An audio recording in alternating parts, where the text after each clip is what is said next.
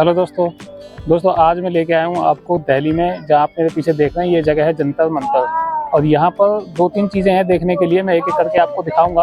और यहाँ पर एक, अगर देसी भाषा में हम कहें तो एक कैलेंडर है जो बहुत पुराने टाइम का है, लगभग 17वीं शताब्दी का, जिसमें हम डेट और टाइम पता लगाते थे पहले। अब तो बहुत ईजी है, लेकिन वो दिखाऊंगा आपको तो आप समझ नहीं पाएंगे कि कैसे वो अंदाज़ा लगाते थे। तो चलिए मेरे साथ करते हैं इसको एक्सप्लोर, देखते हैं यहाँ पर और देखने के लिए ऐसी क्या क्या चीज़ें हैं जिनको लोग यहाँ पर देखने के लिए अक्सर आते हैं। दोस्तों इसकी लोकेशन की मैं बात करूँ तो ये दिल्ली के कनॉट प्लेस में है और नियरेस्ट मेट्रो स्टेशन पटेल चौक भी है, राजीव चौक भी है और जनपथ भी है। गेट नंबर 2 से आप जब निकलेंगे पटेल चौक के, तो बाहर निकलने के बाद आप लगभग आधा किलोमीटर चलेंगे तो वहीं आपको ये दिख जाएगा जंतर मंतर का बोर्ड। तो अब इसकी हम एंट्री टिकट की बात करें तो जो इसका मेन गेट है वहीं पर इसका टिकट काउंटर है, वहाँ से आप टिकट ले सकते हैं। वहाँ से आप ऑनलाइन भी ले सकते हैं और ऑफ़लाइन भी। ऑनलाइन आपको 20 रुपये की मिलेगी और ऑफ़लाइन आपको 25 रुपये की मिलेगी। ये डिटेल यहाँ पर लिखी हुई है, लेकिन जो फॉरेनर है कोई तो उसके लिए 250 रुपये की टिकट है। ये ऑफ़लाइन टिकट मैंने ले ली है जो मुझे 25 रुपये की पड़ी है। और इसकी टाइमिंग की बात करें तो लगभग सुबह 7 बजे से शाम को 6 बजे तक का है। और अंदर एंटर करने के बाद इसका चारों तरफ का अगर हम व्यू देखें तो कुछ ऐसा है। और ये लॉकर रूम भी है, अगर आपके पास कुछ सामान है एक्स्ट्रा तो आप यहाँ पर जमा करा सकते हैं।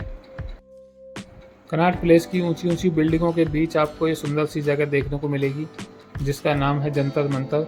और इसका निर्माण राजा जय सिंह ने करवाया था 1724 ईस्वी में। और ये जो मेरे पीछे आप देख रहे हैं ये लंबी सी जो वॉल है, ये है जो लोकल दिल्ली का टाइम बताती थी उस वक्त। तो इसको हम साइड से भी देख लेते हैं कितनी ऊंची है और इसके बराबर में क्या क्या चीज़ें हैं आप देख सकते हैं यहाँ से। अगर आपको दिख रहा हो तो एक एक करके मैं आपको दिखाऊंगा। ये जो इमारतें आप देख रहे हैं ये प्राचीन भारत की वैज्ञानिक उन्नति की मिसाल हैं। और ये सिंपल सीढ़ियाँ जैसी लगती हैं, लेकिन इनका जो है यूज़ होता था जब सूरज की रोशनी इन पर पड़ती थी तो अलग अलग एंगल बनाती थी जो हमें मतलब कुछ गतिविधियां बताती थी जो अंतरिक्ष में होती थी। तो उनसे हमें टाइमिंग का पता लगता था, दिन का पता लगता था।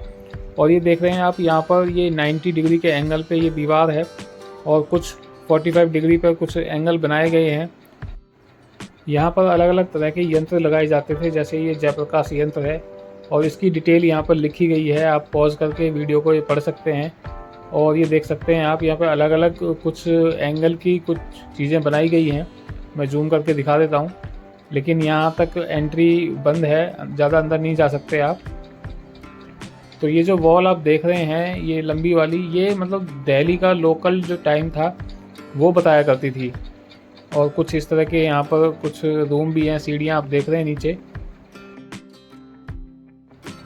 ये जितना एरिया मैंने अभी दिखाया ये दिल्ली का लोकल टाइम बताने के लिए बनाया गया था।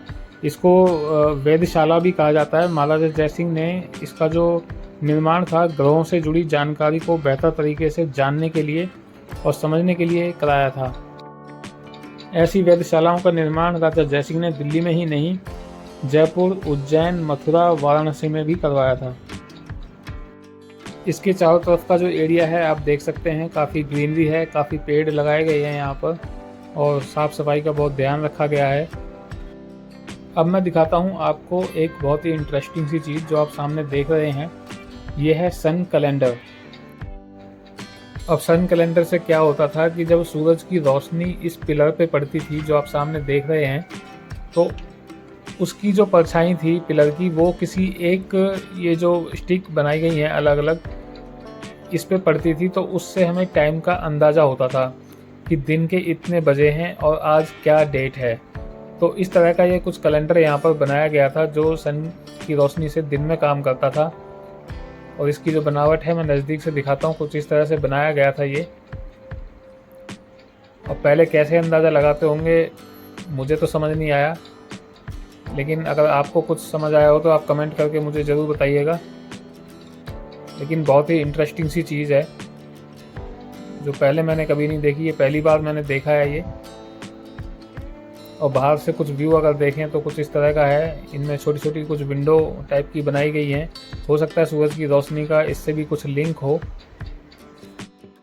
अब ये तो हो गई दिन की बात। और ये जो सामने आप देख रहे हैं ये बनाया गया था रात के लिए। दोस्तों आप जो मेरे पीछे देख रहे हैं ये है मून क्लॉक, और ऐसे ही जो बराबर में मैंने दिखाई थी वो थी सन क्लॉक। तो ये रात का टाइम बताती थी और सन क्लॉक जो है वो सुबह का टाइम बताती थी, दिन में जब सूरज की रोशनी पड़ती थी। और शाम को जब चांद निकलता था तो रात के कितने बजे हैं और कितना टाइम हो रहा है ये इससे अंदाज़ा लगाते थे। तो है ना बड़ी ताज्जुब सी बात कि कैसे ये अंदाज़ा लगाते होंगे, ये आज भी समझना मुश्किल है। ये उसी वक्त के लोग समझ सकते थे। तो ऐसे ही मैंने सूर्य क्लॉक भी आपको दिखाई और ये मून क्लॉक भी आपको दिखाई, और अब दिखाता हूँ आपको जहाँ पर वो इंटरनेशनल जो टाइम था वो देखते थे। तो आइए मेरे साथ चलते हैं आगे और देखते हैं वो क्या चीज़ है।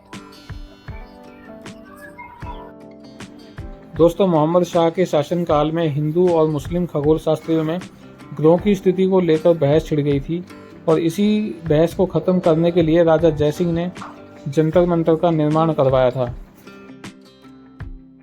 दोस्तों वैसे तो आप यहाँ पर घूमने कभी भी जा सकते हैं, लेकिन अक्टूबर से मार्च का जो टाइम है यहाँ के लिए वो बेस्ट माना जाता है।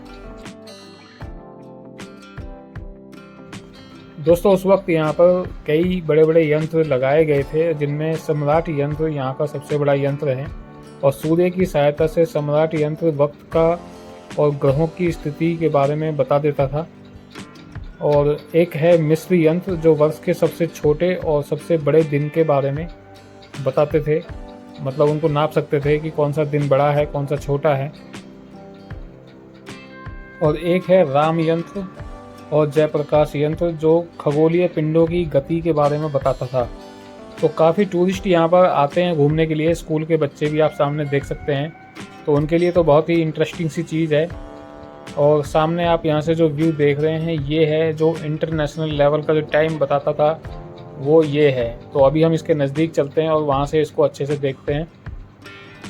तो दोस्तों आप जो मेरे पीछे देख रहे हैं ये कोई हार्ट की शेप में कोई डिज़ाइन नहीं है, ये एक वॉच है जो इंटरनेशनल लेवल का जो टाइम है वो बताती थी। तो थोड़ा सा करीब से मैं इसको दिखा देता हूँ। ये मिस्र यंत्र का बोर्ड यहाँ पर आप देख सकते हैं, और इसके बारे में जैसा मैंने बताया था अभी कि सबसे छोटे और सबसे बड़े दिन को यहाँ पर मेज़र कर सकते थे इसके थ्रू। तो आप यहाँ से देख सकते हैं कि ये जो डिज़ाइन जैसा कुछ लगता है तो इससे कैसे मेज़र करते होंगे। इसी के सामने दो छोटे छोटे पिलर भी आपको यहाँ देखने को मिलेंगे जो पूरी तरह से गोल नहीं है। दोस्तों जितनी भी इमारतें और यंत्र हमने यहाँ पर देखे तो उनमें सब में हमने एक कॉमन चीज़ देखी, सीढ़ियाँ। और सीढ़ियों का कुछ अहम रोल यहाँ पर होगा जो सभी में यहाँ बनाई गई हैं अलग अलग एंगल के अकॉर्डिंग। आप देख सकते हैं यहाँ पर लेफ़्ट पार्ट में भी हैं, राइट में भी हैं, और ये बीचों बीच भी हैं, और नीचे ये रूम टाइप के भी कुछ बने हुए हैं। तो ज़रूर कुछ ना कुछ इनका रीज़न रहा होगा। और साइड में भी आप देख सकते हैं हर जगह सीढ़ियाँ ही सीढ़ियाँ हैं, लेकिन कुछ अलग तरीके से बनाई गई हैं। ये एक रूम का दरवाज़ा भी आप देख सकते हैं यहाँ अंदर। ये जितनी भी हमने इमारतें यहाँ पर देखी ये सबसे बेस्ट है फ़ोटोग्राफ़ी के लिए, तो लोग अक्सर यहाँ पर सेल्फ़ी और फ़ोटोग्राफ़ी ज़रूर करते हैं। तो ये था इसका फ्रंट साइड। अब इसके बैक साइड को भी हम देख लेते हैं। ये देख सकते हैं आप, ये पीछे का जो हिस्सा है, और यहाँ पर दो विंडो लगाई गई हैं लेफ़्ट साइड में और राइट साइड में, और अंदर से कुछ इस तरह से यहाँ पर आपको रूम जैसा कुछ दिखाई देगा। दोस्तों जब भी लोग यहाँ पर घूमने जाते हैं तो वैसे तो फ़ोटोग्राफ़ी बहुत करते हैं, लेकिन ये जो मिस्र वाला यंत्र था यहाँ पर फ़ोटोग्राफ़ी ज़रूर करते हैं। आप सामने देख सकते हैं, और इसी इमेज को देख के लोग समझ जाते हैं कि ये जंतर मंतर है। और ये देख सकते हैं आप यहाँ पर, ये जो मैंने शुरू में दिखाया था, ये जो एंगल यहाँ पर दिया गया है 45 डिग्री का है लगभग। तो इस तरीके से कुछ डिज़ाइन किया गया था, हर चीज़ को बड़ी बारीकी से बनाया गया था, जो हमें यहाँ की टाइम और अंतरिक्ष में होने वाली जो गतिविधियाँ थी उसके बारे में बताती थी।